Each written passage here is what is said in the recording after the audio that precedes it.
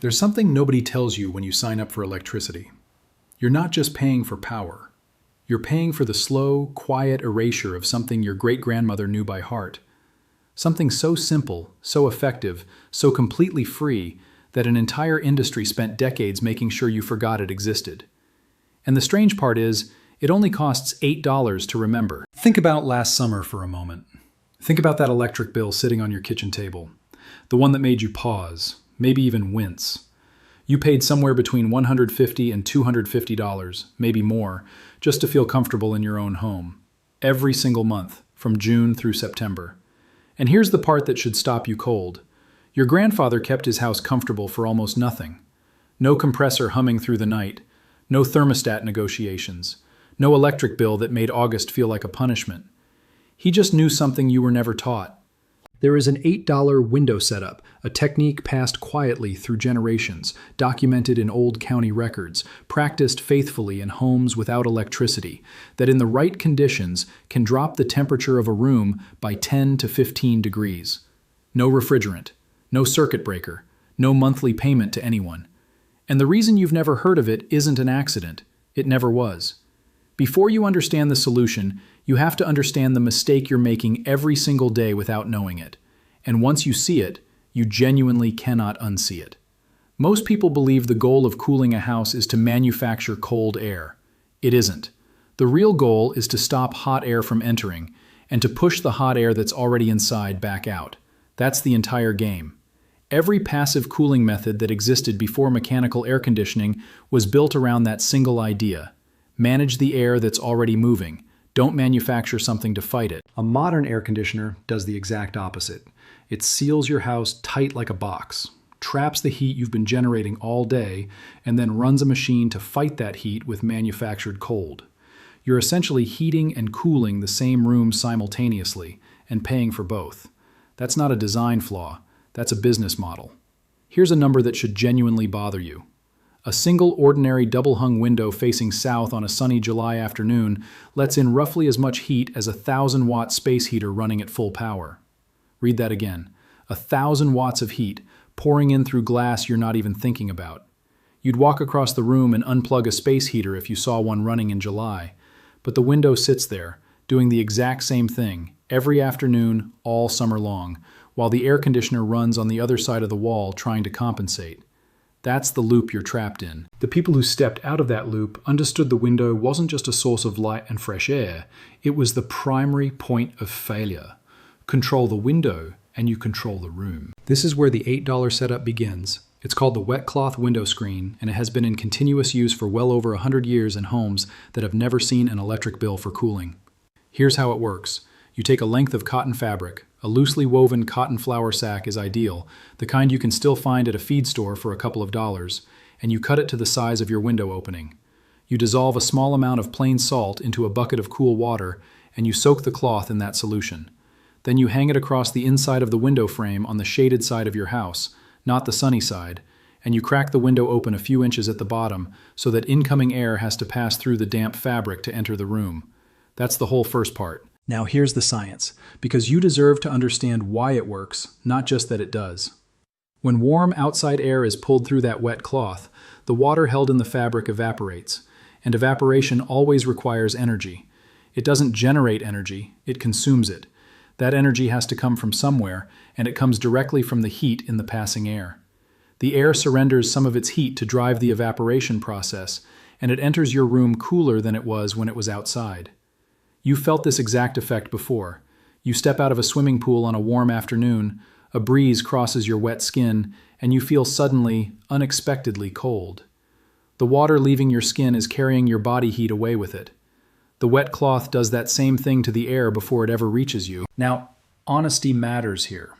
Evaporative cooling is genuinely powerful when the outside air is dry. In climates like Arizona or New Mexico, this technique alone can pull incoming air temperature down by 10, 12, even 15 degrees. People in those states have meaningfully cut their summer cooling bills with little more than a damp cloth and an open window.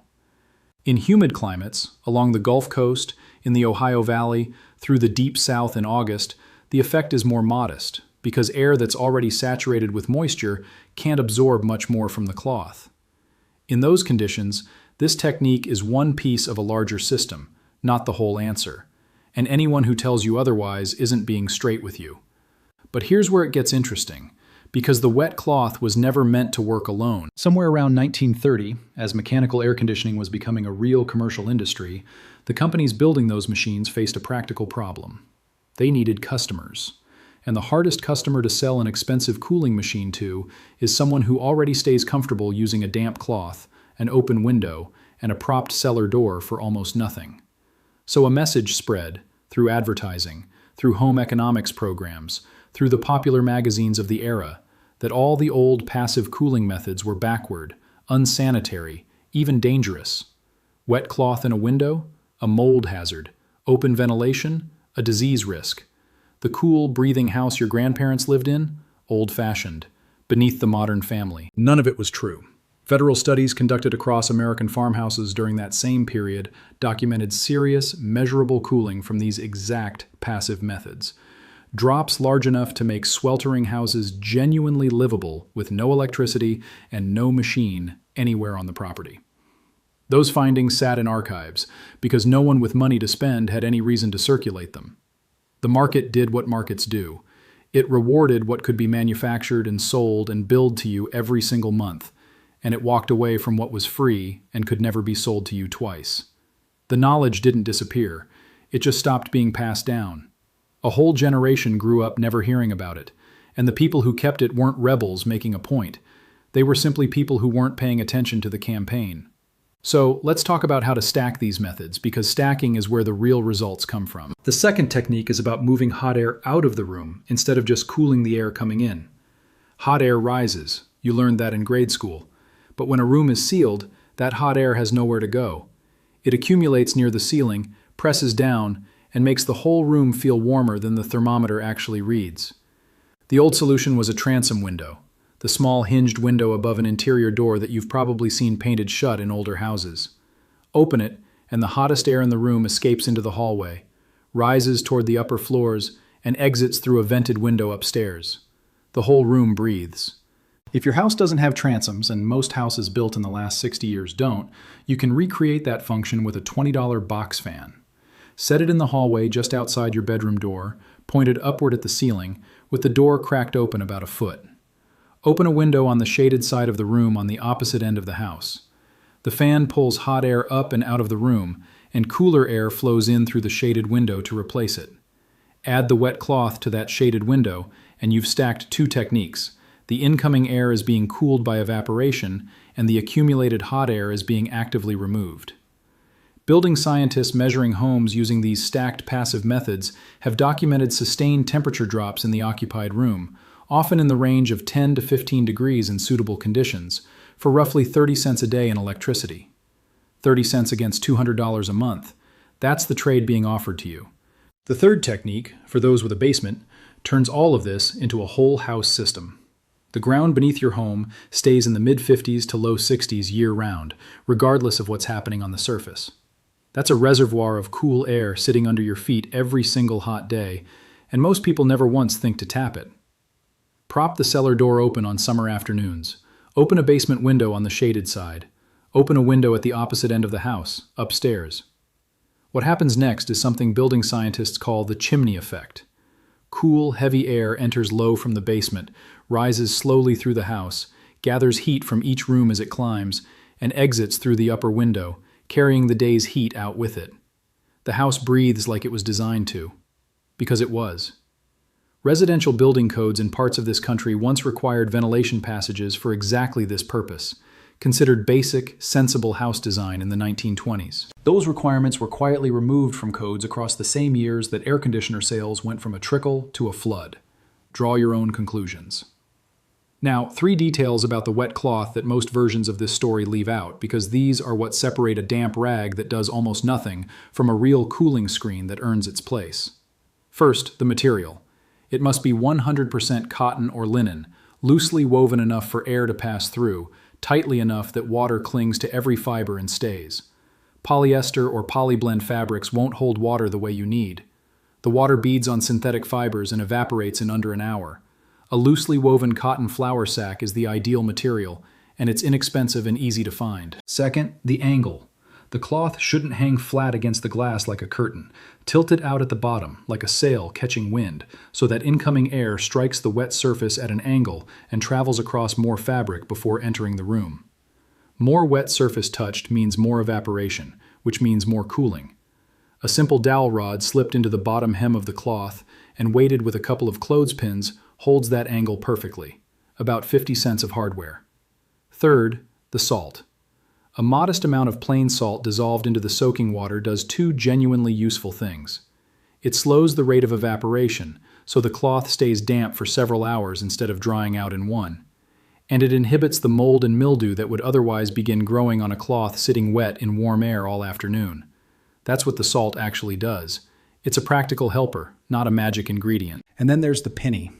In an 1847 ledger kept by a woman named Magdalena Stoltzfus, written in Pennsylvania Dutch shorthand and only recently translated, there's a margin note describing the practice of placing a copper penny in the soaking water before wetting the cloth, that the cooling was greater and the cloth lasted through the night.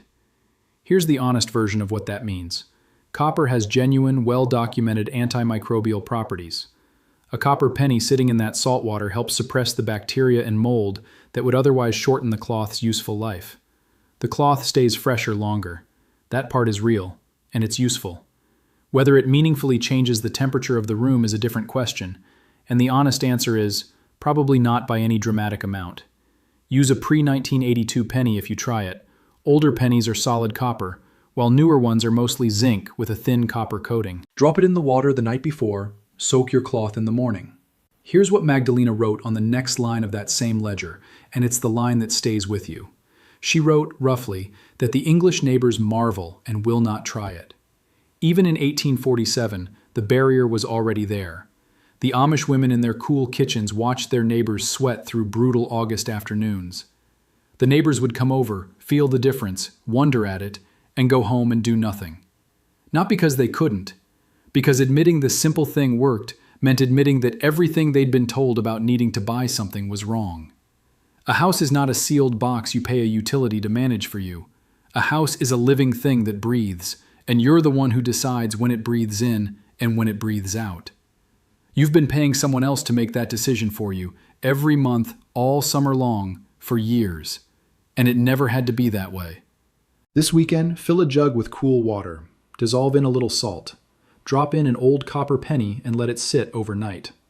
In the morning, soak a cotton cloth in that water, tilt it across a shaded window, crack the window a few inches at the bottom, open a window on the opposite side of the house, and prop the cellar door if you have one. Then, walk into that room in the heat of the afternoon and feel what your grandfather already knew. If this is the kind of recovered knowledge that speaks to you, there's more where it came from. Subscribe to Secret Fix Vault and stay close, because the things that were quietly taken away from you can be just as quietly taken back. Don't be the neighbor who marvels and goes home and does nothing.